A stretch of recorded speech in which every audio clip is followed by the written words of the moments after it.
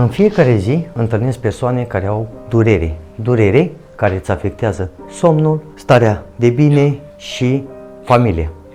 De aceea, noi trebuie să înțelegem foarte bine corpul nostru și noi trebuie să-i dăm un tratament bun.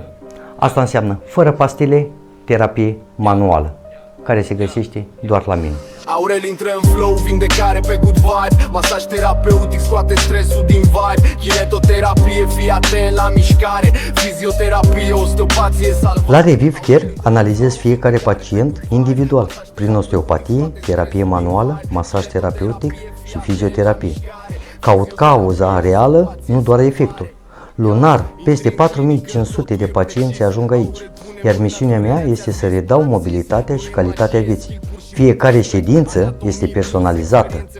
Nu există două corpuri identice și nu există un tratament universal. Rutină, Reviv Care e locul unde se schimbă destine. Când ești pe ușă spui, aoleu, mă simt mai bine. Cu fiecare atingere, presiune calibrată. Durerea pleacă încet ca și cum e teleportată. Pacient după pacient îți zice mulțumesc. Când Aurel intră în scenă, totul devine firești. E traseul nervilor, al mușchilor, al oaselor. Nu pune plastru pe durere, rezolvă cauzele. Nu promite minuni, dar rezultatele vorbesc. Acolo unde alții se opresc, el progresează, frate, respect. Dacă durerea îți controlează viața, mă găsești aici, la clinica Reviv Care. Putem găsi o soluție pentru corpul tău și durerile pe care le ai tu.